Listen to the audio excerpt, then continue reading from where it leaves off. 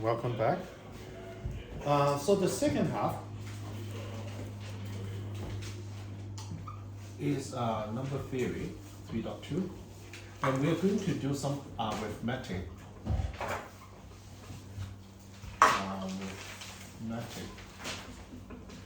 Of A congruence B, congruent to B, modulo B, modulo M. Okay, so what do we mean? Okay, let's start with something simple on this side. I'm going to write 3 columns, okay? So in your notes, you might have to save space on the right-hand side. Okay? So,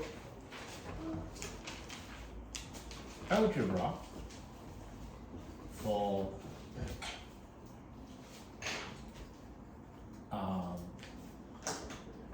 numbers x, y, z, w. Okay, so w, x, y, z are just number. So there's something you already take it for granted. For example, x is always equal to x. We don't have any disputes, right? For any number, it's equal to itself. Okay. I think there's a name for some of this, but I'm not going to go through the names. For example, another one is when x is equal to y, it also implies, this implies, as what we covered on the logic. X is equal to y, then y is equal to x. I think there's also a name for it. Okay, I think it's commutative. The other one is, let's say if x is equal to y and y is equal to z, then we say x is also equal to z. Is it called transitive? This one? Okay, this one is called transitive. The next one is when x is equal to y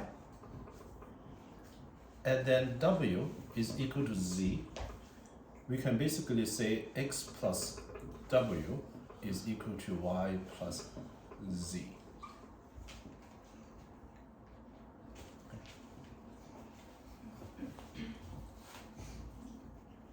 This is what we did a little bit earlier when we went to the homework last week. There were 2 equations: x plus y plus z is equal to 31, and then x plus 2y plus 3z is equal to 41, and then we say we can just kind of subtract it, okay? Which is basically using this property. One more.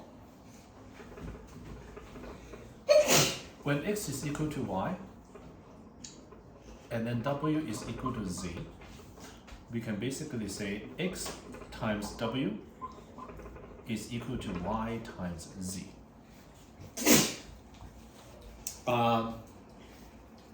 Can I get a sign? Like is that clear to everyone what I'm trying to say?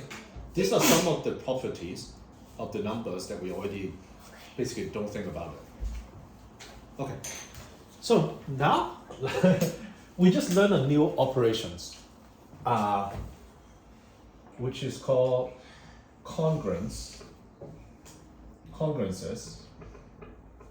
modulo B. Sorry, modulo M. I keep saying modulo M. Again, so for the purpose of this, think of A and B integers. M is positive integers.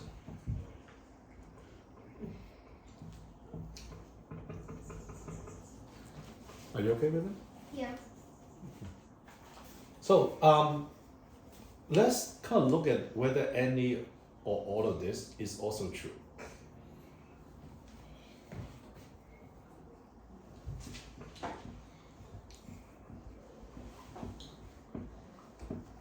Is it always true? So let's give an example to see what we are trying to say. We'll just kind of pick some numbers so that we understand what we are talking about. So give me a number, let's say 5. It's probably true, right? If we have a number divided by 3, the remainder is the same as if the two numbers are the same, on the left-hand side and right-hand side, when we divide them by another integer m, the remainder has to be the same. It doesn't matter which side that you put on it. Okay. Now the other one, let's see if equivalent is true.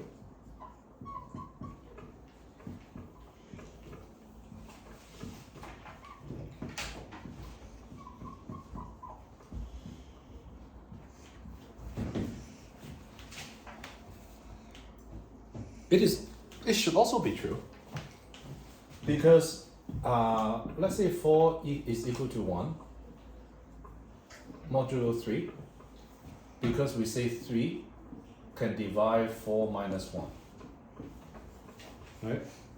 So what about 1 modulo 4? Sorry, is 1 congruent to 4 modulo 4, modulo 3? It's probably true, because 3 can divide right hand side. 3 can also divide, let's say, the negative of that. When we talk about dividing a number, we actually do not have any restriction on is the quotient, is it positive or negative integer. So this one is true as well. So as we talk about this, you kind of see it coming, right? One of these has to be not true. Let's just kind of wait until when that is. Next one. Let's say if A is equal to B modulo M, and B is equal to C, is congruent to C modulo M.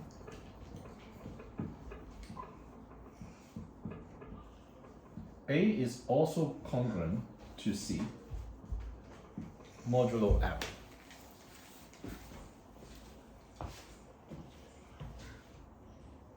So what is it trying to say? I'll give an example.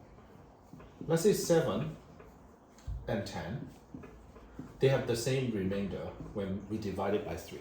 That's what congruence means, right? For example, when you divide 7 by 3, the remainder is 1. And then when you divide 10 by 3, the remainder is also 1. That's what congruence means. I'm going to make a big number.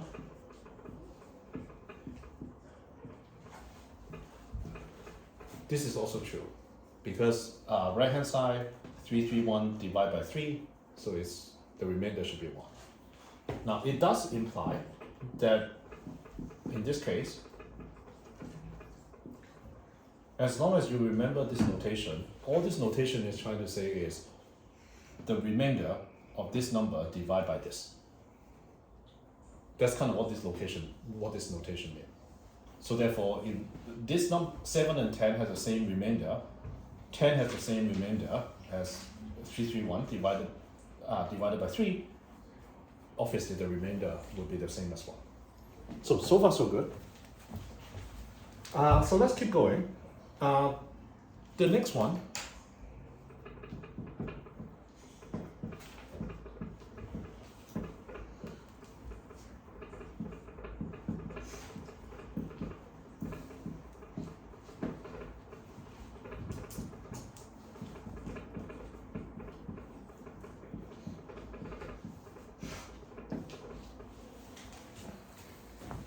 So this one is also true. Let me give you an example. If let's say 11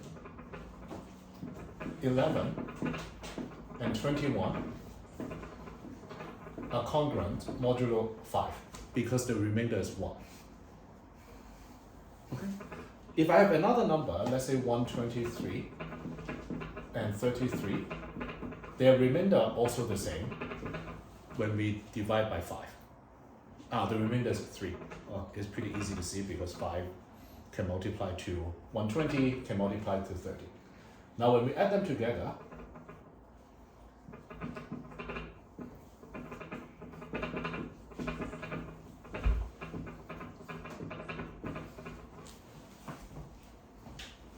all good? Last one. So when A is congruent to B modulo M, C is congruent to D modulo M, can we say A times C is congruent to B times D modulo M?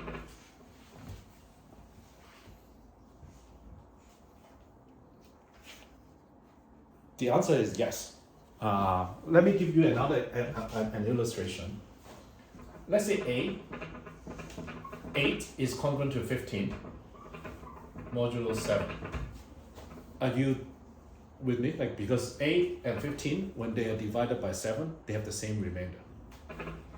Another one, let's say 22 and 1. They also have the same remainder when they are divided by 7. Because this is 1, this is 1. When you multiply them together, 8 times 22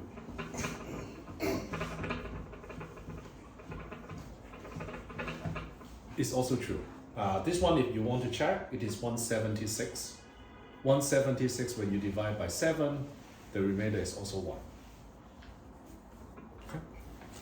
Now, what this illustrates is, this is a new type of notation. So it turns out whatever that you felt you could do in the normal arithmetic that you know until today, you actually could do on the right-hand side as well. Okay. So what does it mean? It actually means a lot because it gives us a lot of convenience. Let me give an example to illustrate how I could use this new notation for a few things. Can I get a sign about, like, are you with me so far, about basically whatever you felt you could do with numbers, you can also do with this new notation. Okay.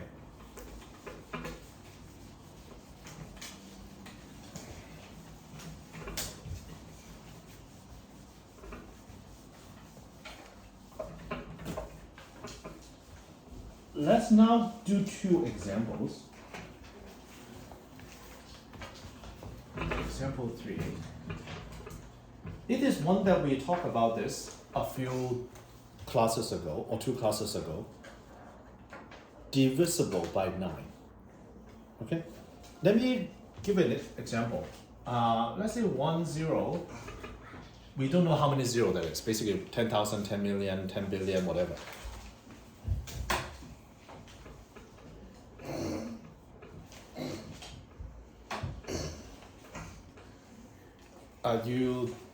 Does this make sense to you? Basically, when you have the number, when you divide by 9, the remainder is always 1. This is what it is saying. Now, what about 5 0 0?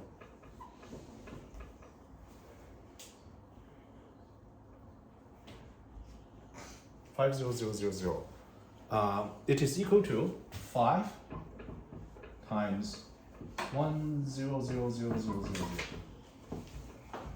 Okay, the right way to do it is, suppose every line that you write modulo line, but very soon you'll see that I basically skip this and only kind of write towards the end. Now this one is equal to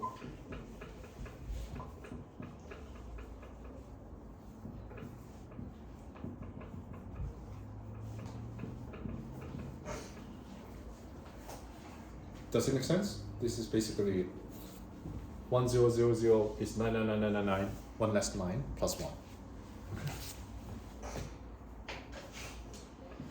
Because we know that 9 can divide this number, you could basically say 5 times 9 9 9 9 9 9 9 9 plus 5 times 1, and then it's basically equal to 5. So it is a new notation for saying something that we already discussed. Now, let me give you an example. Like on this one, I've actually implicitly used something that we shouldn't take it for granted. So here, basically what I'm saying is,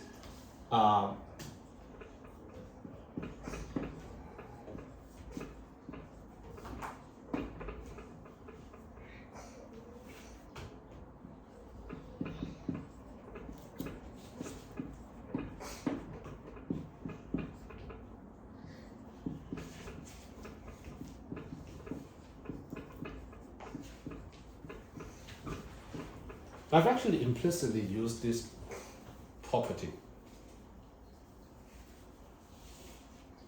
When let's say these two numbers, modulo 9 is equal to this, I implicitly basically say I can eliminate one of the two terms by using some arithmetic that is already kind of common sense to us. So let me be more explicit. Let's say if I have a number, I'm going to do this quickly. Let's say we have this number, okay? So what we know is this, is equal to 50,000. Sorry, is equal to, it's only two, the normal equal sign, is equal to 50,000 plus 7,000 plus 600 plus 30 plus 4. So far so good. And now I can basically apply the property that we learned by saying it's actually equal to 5, 7, 6, 3, and 4 modulo 9.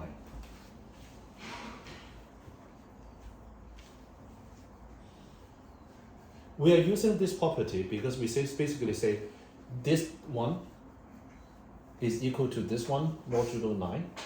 This one, 7,000 is equal to 7 modulo 9. 606, 30 and 3, 4 and 4. And then we can just add them together. So it's basically implicitly what we are doing. So now because of that, you can basically equally see, because of this example, you can basically easily see that when we have a number, let's say, basically y the sum of the digit, as long as they are divisible by 9, the number itself is divisible by 9. Okay? Now, let me give you a fun, the next example, which one of the homework this week, when I got the printer back, is going to be this. Another example is this. Example 3b.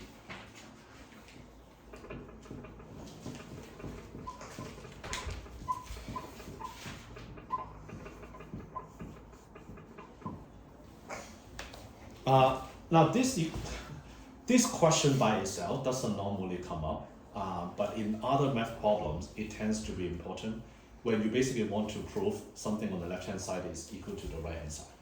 So you can probably do the math to figure out whether that's true, but I'm going to tell you is another way to do it. Okay. Now 49826. Using this new notation,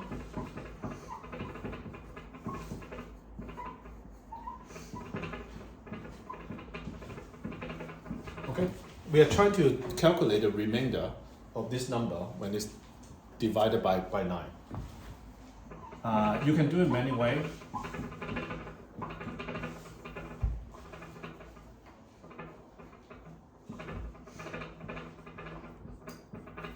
I basically, you can do it whatever you want. I add this number 13, add this number 10, and then you have 6. And then you can apply the principle again to say, okay, it's 1 plus 3 plus 1 plus 6. Because I'm applying the principle that I can sum the digit, 1 plus 3, here again, modulo 9. And then when you look at it, 1 plus 3 plus 1 plus 6, 11. So it's equal to 2. Okay. Now, what about the left-hand side?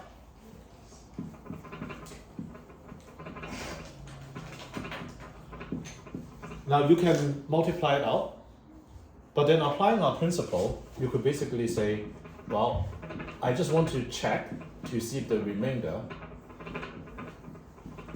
is the same by divide by 9. 1 plus 3 plus 4, 3 plus 1 plus 4 is 8.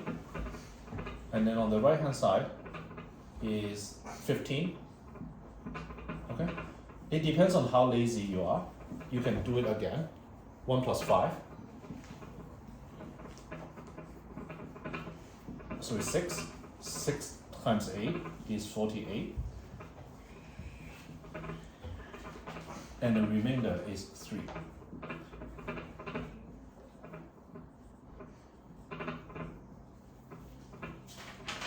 So given when we divide the left-hand side and the right-hand side by 9, the remainder are different, so that means this cannot be true. Okay. Now it is an artificial example, because even if it is the same, there's no guarantee the two numbers are the same. So I hope you get the logic. So by showing that the remainder of the two numbers when divided by 9 are different, they cannot be equal. But if the remainder is the same, it doesn't necessarily mean that they are the same. Okay, so these are the example. Let's kind of move on. Now, here comes the bombshell. There's one thing that you take it for granted in the arithmetic that is not true in this.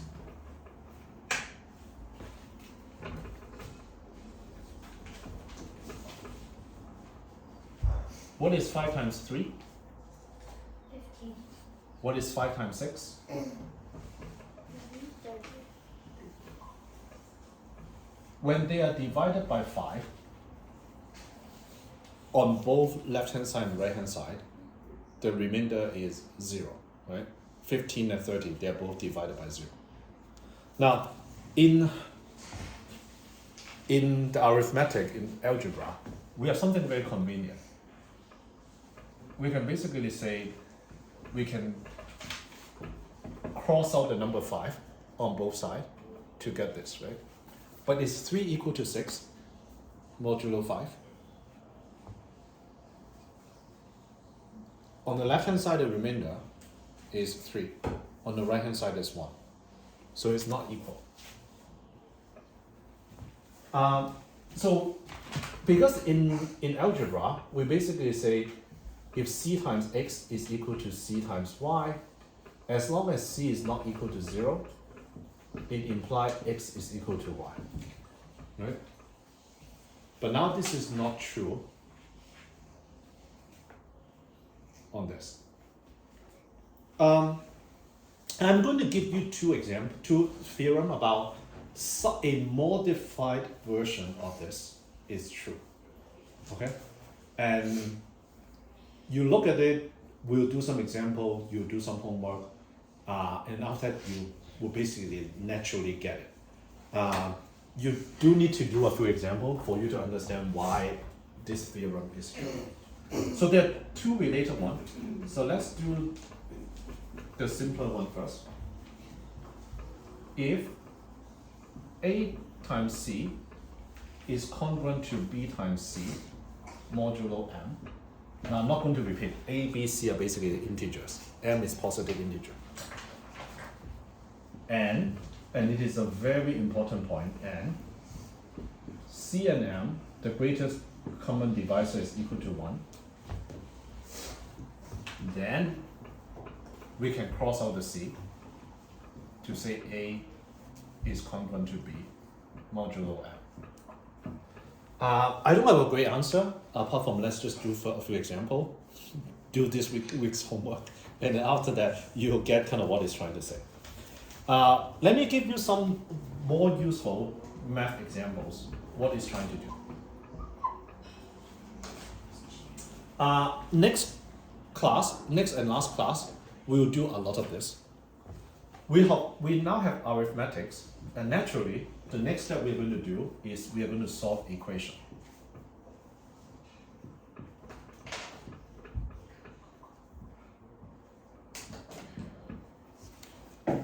So do you understand what this is trying to do? We are saying, okay, what is the x such that 2 times x would have the same remainder as 4 when they are divided by 7? Now, if I ask you 2z is equal to 4, what is z? What is z? Z is 2. You did this by divide both sides by 2, right? Now we just learned that you can only do it if the number you try to divide and the number, they don't have any greatest common divisor, or their greatest common divisor is 1. So if you just kind of do this, copy this, we basically need to check what is the greatest common divisor of 2, the number you want to divide, and 7. What's the greatest common divisor of 2 and 1? Okay.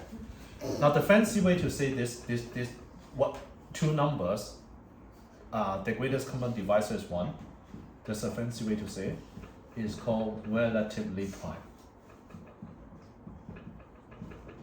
Okay. Now because these two numbers are relatively prime, we can basically do what we like to do the most. We basically say x is equal to 2, x is congruent to 2, modulo 7.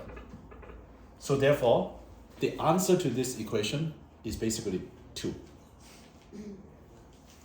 Or 2 plus 7, or 2 plus 14, or 2 plus 21. Okay, let's check it. If you put 2 back to here, then obviously 4 is equal to 4, modulo 7. If you add 7 to here, 9. 9 times 2 is 18. 18 and 4 also have the same remainder when they are divided by 7.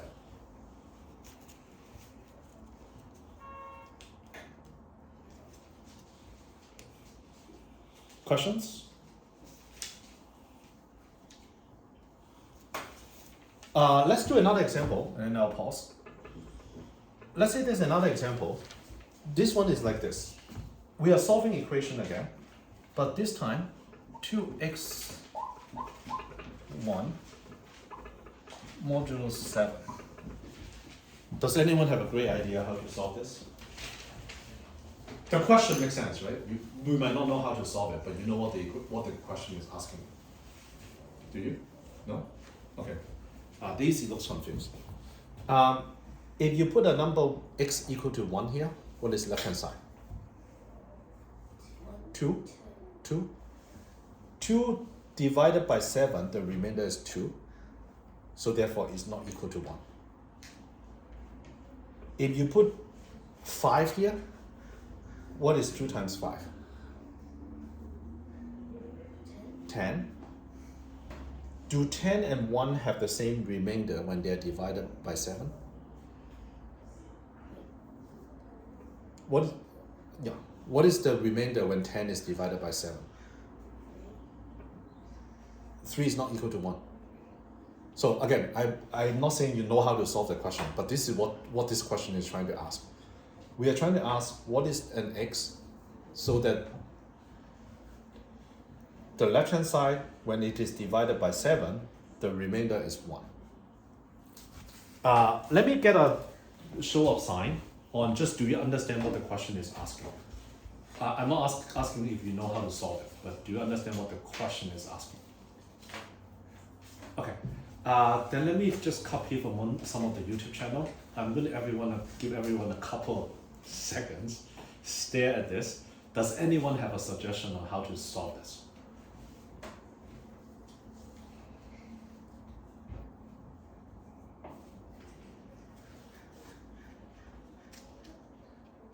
Oh, Nelly. Add 7 to 1. Great. Yep. What do we do next?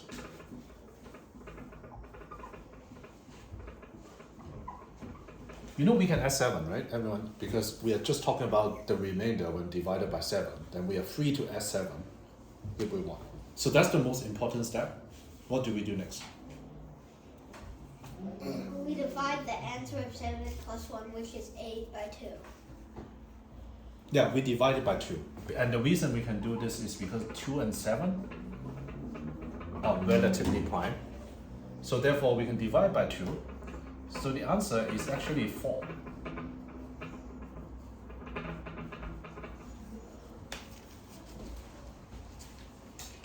Okay. So the question is, what if the number you want to divide and m are not relatively prime? Okay, that's the last thing that we're going to cover for today. And then after that, I'm going to talk about a few more examples. So the last theorem is to deal with this situation.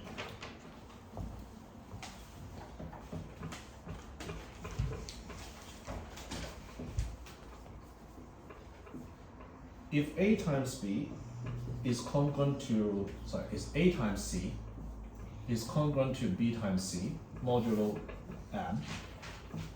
But now we have a bit of a problem. And C and M, the greatest common divisor is not 1. Okay? It's some other number, let's just call it D. Can we still divide it by C? Can we still cross out C? No, we cannot. But we can do something almost as good.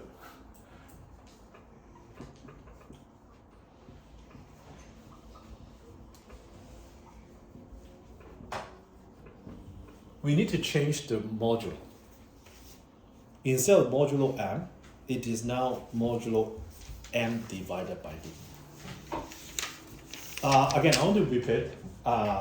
You will basically be able to follow this, do a few examples, and after that, you will begin to understand why that is the case.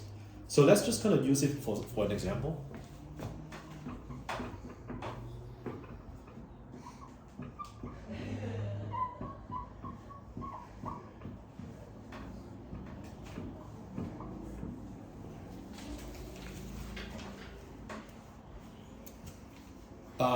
Think about if I give you an equation, 30z is equal to 27. You're very tempted to divide both sides by 3, right? So in this case, if we apply the formula, we want to find what is 3. Before we do the division, we want to figure out what is the greatest common divisor. And what is the greatest common divisor between 3 and 33? Olivia? 3. Apply this formula, then we can basically divide both sides by 3. So it's 10x, 9. But now instead of modulo 33, it's modulo 11.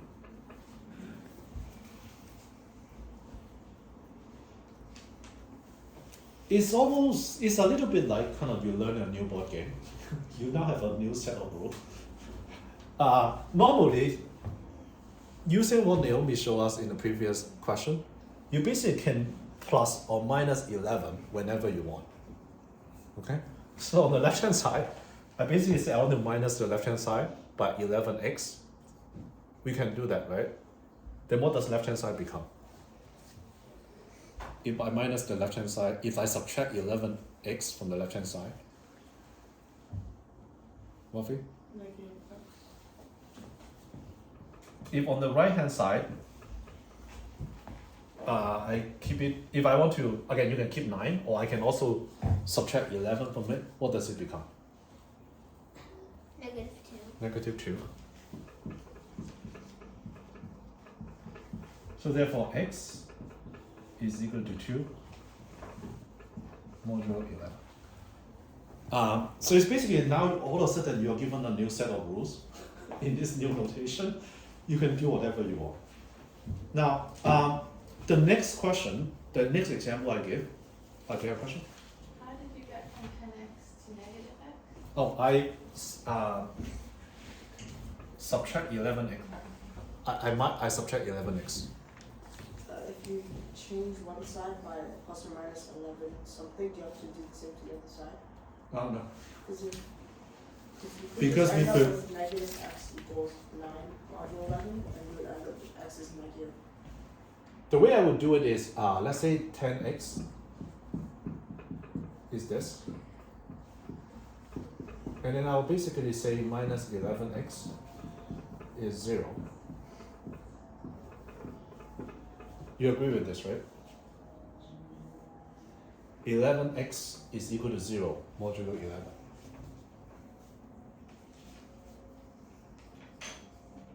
No? How did you get there? Oh, no, I'm saying separately. Like this is true. I'm saying this is true. Now, if both of those true, I can add them together. Remember when A is equal to B, C is equal to D, modulo M. I can basically add both sides to say A plus C is congruent to B plus D, modulo M. Yeah, I understand that. Then if you kept going there, if you kept going on that side, the second step, if you didn't change the other one to -2, the x equals to 9, then you'd get x is -9 modulo 11. Oh, yeah. Yes, but because -9 and +2 are the same, modulo 11. Do you see it now? Okay. Now, before we end, I'm going to give 2 more examples of the application. So the first one, I'm just going to call it example 6. It is one of those questions, if you like going to math competition, it is questions like this could come up. So the question would be something like this. Can the sum of 3 squares be 8n plus 7 for some positive integers n? So to put it differently, the question is asking, if I get 3 numbers, let's say a square plus b square plus c square, can it look like this? Another way to say it is, when we divide a square plus b square plus c square, can the remainder be 7? Now, using our new notation,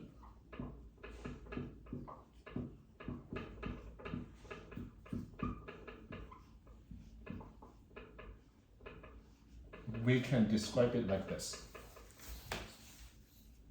Any questions so far? No. Okay. Remember one of the theorems, I think it's theorem number 2 at the beginning of the class, it states something pretty obvious.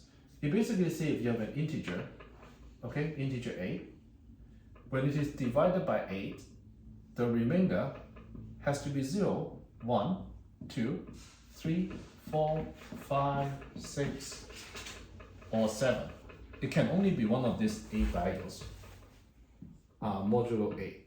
Okay, I think this is probably not very controversial. Now, what I want to do now is, what about a square? If I have an integer, their square, when they modulo by 8, what is going to be the remainder? So let's say when a is congruent to 0, modulo by 8,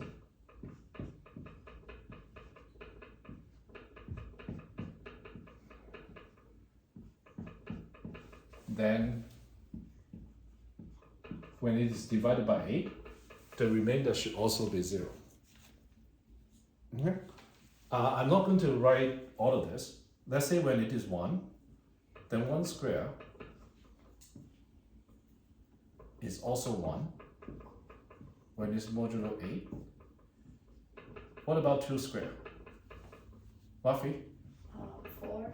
4. Right. And 3 square, can you help with this one as well? 1. This one. Thank you, Olivia. And then similarly, 4 square is 16. 16 modulo by 8 is 0. And then 5 square, 25 is 1. 6 square, 36, so that's going to be 4.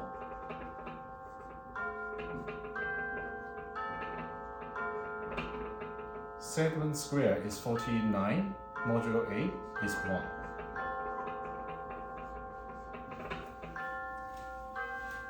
So after we do this, we can basically say if you have an integer, a square, its remainder when divided by 8 is either 0, 1, or 4. Can I get a show of sign? Okay, great. Could you explain one thing? Why is it that after those squares, when you modulo 8 it, it becomes those 0s, 1s, or 4s? So if I take 5 square as an example, 5 square is equal to 25. Okay. And then because we are interested in modulo 8, so we can basically subtract multiple of 8. So therefore we can basically subtract 24, which is 3 times 8. Like this. Okay, thank you. Okay. So because of this, you can basically finish the proof by saying a squared plus b squared plus c squared cannot be 7 when modulo 8 because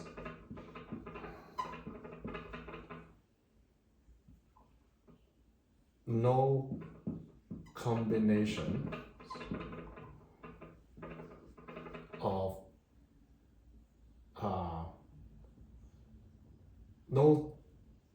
no combination of the sum of no combination of 0, 1, and 4 can add up to 7. Okay. So this is basically what is a pretty complicated question when you first heard about it, but then when you use the modulo arithmetics, it's actually fairly straightforward. Now, the last example before we end this class is kind of what I promised when I described the homework problem. If you recall, I used a very tedious way to find the answers. And what I said when we went to the homework was, well, if I'm doing it for real, I probably would not do the method, and I would show you how I would do it. Now I think everyone know the method for me to show you how I would do it. Now remember, the question was something like this: 17x plus 19y is equal to 23. You remember that? So what we try to do is we are trying to find just one pair of answers that works. Now, using our newly learned notation, we are basically trying to do this. Okay? We are trying to find a y. 19 times y is congruent to 23 modulo by 17. Now, if we find such a y, basically what it means is we can basically calculate x is equal to 23 minus 19y, y, because it's divisible by 17. When we divide by 17, we'll get an integer. Okay? So now that we know how to do the modulo arithmetics, first of all, I can subtract 17y from here. So this becomes 2y.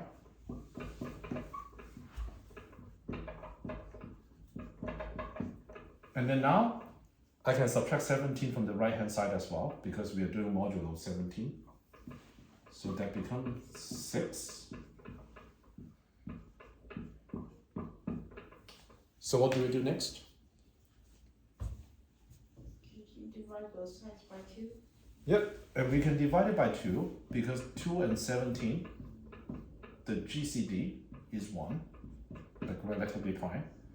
So therefore, we can divide 2 by both sides. Y is equal to 3, modulo 17.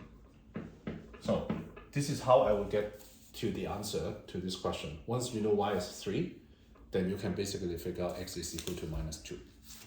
So this is the power of modulo arithmetic. Once you learn the new rules about you can subtract it multiple the m whenever we like. Okay, so that's it. Thank you.